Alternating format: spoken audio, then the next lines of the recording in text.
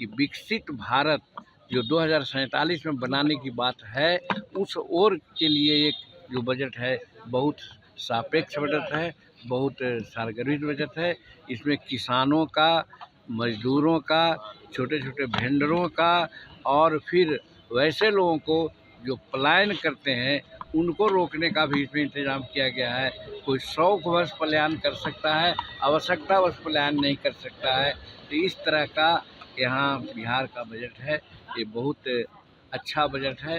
बिहार को इससे बहुत फायदा होगा, बिहार आगे बढ़ेगा। 2025 में इसका फायदा मिलेगा आप लोगों को? 2025 को लेकर भी चर्चा हुई, मुख्यमंत्री नीतीश कुमार आए हुए थे, सीट के ऊपर चर्चा भी हुई क्या? देखिए, नहीं, ये राजनीतिक बात यहाँ पर नहीं होती है। राजनीतिक बात आप लोग कर लेते हैं। 2025 के लिए हम लोग तो तैयारी कर ही रहे हैं। देखिए कि हमारे एनडीए के सभी साथी सभी जिलों में विधानसभा स्तर पर सभी एनडीए के नेता एक साथ जा रहे हैं, मीटिंग कर रहे हैं। कल ही गया में मीटिंग थी, बड़ी अच्छी मीटिंग थी। सासाराम में मीटिंग हुई, गोपालगंज में मीटिंग हुई। तो इस तरह से मीटिंग का एक दौर चल रहा है और चट्टान की तरह एनडीए के पांचों यूनिट सब साथ हैं और 2025 का लक्ष्य है हम लोग का कि 225 सीट जीतेंगे और नीतीश कुमार जी को हम लोग बिहार का पुनः मुख्यमंत्री बनावेंगे। ये हम लोगों का संकल्प है। लिट्टी के बहाने 2025 साधने की तैयारी है। देखिए, कहा तो एक बार कि ये राजनीति नहीं है, ये आपस में मिलजुल करके एक सौहार्द वातावरण को कायम रखना है। बहुत लोग आप लोग गलतफहमियां पैदा कर देते हैं। इस मिलन जुलन से आप लोगों को जो कहने का जो मौका मिलता है वो मौका खत्म हो गया। नोरमा ग्रुप, जो सोचता है वो करता है। आपके अपने सपनों का आशियाना। नमस्कार, भारत लाइव देख रहे हैं आप। देखिए, लिट्टी विथ मांझी कार्यक्रम का आयोजन आज जीतन राम मांझी के आवास पर किया गया है। अब से थोड़ी देर पहले केंद्रीय मंत्री जीतन राम मांझी ने मीडिया से बातचीत की और देखिए तमाम चीज़ों पर जो अटकलें लगाई जा रही थी, बिहार विधानसभा चुनाव 2025 में सीट शेयरिंग के जो मसले थे उस पर जो पेच कहीं ना कहीं जीतन राम मांझी ने अड़ंगा अटका दिया था, उन तमाम चीज़ों पर आज खुलकर मांझी ने कहा है। देखिए, जीतन राम मांझी की जो पार्टी है, आप देख पा रहे हैं कि तमाम जो एनडीए के घटक दल हैं वो भी मौजूद थे। हम बारी बारी से सब चीज़ों पर प्रकाश आपको डालते हैं।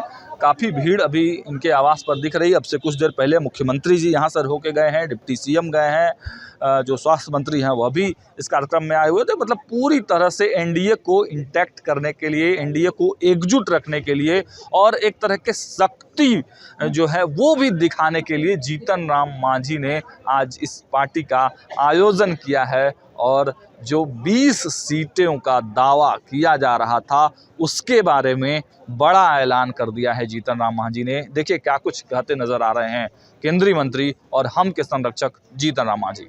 एक परंपरा रही है यहाँ पर चूड़ा दही का, खिचड़ी का और उसके बाद लिट्टी चोखा का।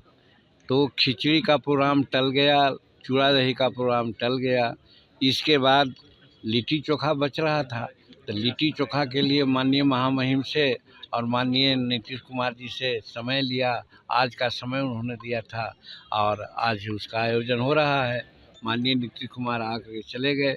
बहुत अच्छा वातावरण में, खुशनुमा वातावरण में सब लोगों से बातें हुई और हमको ऐसा एहसास हुआ कि जिस पर्पज़ से, मिलने जुलने के पर्पज़ से हम लोग किए थे वो सफल रहा। और अभी 6:30 में महामहिम राज्यपाल भी आ रहे हैं।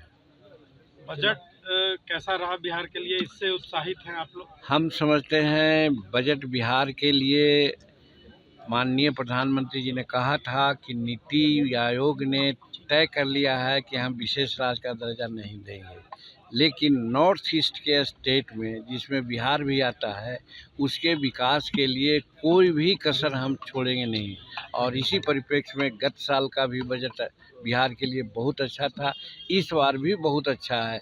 आपने देखा कि मखाना बोर्ड का गठन किया गया है, ये समूचे विश्व में प्रसिद्ध मखाना हमारे के यहाँ है और उसका कोई देख रेख करने वाला नहीं था। बहुत सी आवाज़ें उठती थी, हम लोगों ने आवाज़ उठाया और देखा गया कि मखाना बोर्ड का गठन हुआ।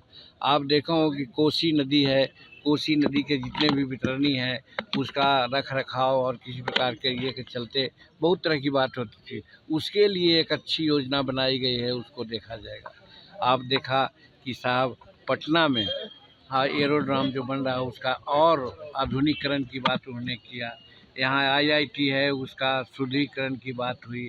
तो इस तरह से बिहार के लिए जब ये बातें हो रही थी, समूचे पार्लियामेंट के लोग यही कर रहे हैं कि ये सब बिहार का बजट है, सब बिहार का बजट है। तो कहने का मतलब है कि आज विरोधियों का मुंह बंद कर दिया नरेंद्र मोदी जी ने कि जो अभी कहते हैं कि बिहार को विशेष राज्य का दर्जा नहीं दिया गया, ये काम करके जो विशेष राज्य का दर्जा में नहीं होता उससे ज़्यादा नरेंद्र मोदी जी ने बिहार के लिए दिया है। यह बिहार के लिए सौभाग्य की बात है और बात सही है, साबित कर दिया कि विकसित भारत जो 2047 में बनाने की बात है उस ओर के लिए एक जो बजट है बहुत सापेक्ष बजट है, बहुत सारगर्भित बजट है। इसमें किसानों का, मजदूरों का, छोटे छोटे वेंडरों का और फिर वैसे लोगों को जो पलायन करते हैं उनको रोकने का भी इसमें इंतजाम किया गया है। कोई शौकवश पलायन कर सकता है, आवश्यकतावश पलायन नहीं कर सकता है। तो इस तरह का यहाँ बिहार का बजट है, ये बहुत अच्छा बजट है। बिहार को इससे बहुत फायदा होगा, बिहार आगे बढ़ेगा। 2025 में इसका फायदा मिलेगा आप लोगों को? 2025 को लेकर भी चर्चा हुई, मुख्यमंत्री नीतीश कुमार आए हुए थे, सीट के ऊपर चर्चा भी हुई क्या? देखिए नहीं, ये राजनीतिक बात यहाँ पर नहीं होती है, राजनीतिक बात आप लोग कर लेते हैं।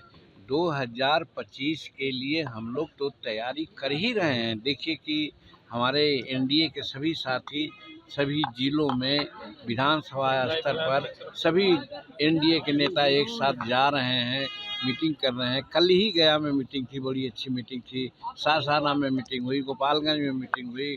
तो इस तरह से मीटिंग का एक दौर चल रहा है और चट्टान की तरह NDA के 5 यूनिट सब साथ हैं और 2025 का लक्ष्य है हम लोग का कि 225 सीट जीतेंगे और नीतीश कुमार जी को हम लोग बिहार का पुनः मुख्यमंत्री बनावेंगे, ये हम लोगों का संकल्प है। लिट्टी के बहाने 2025 साधने की तैयारी है।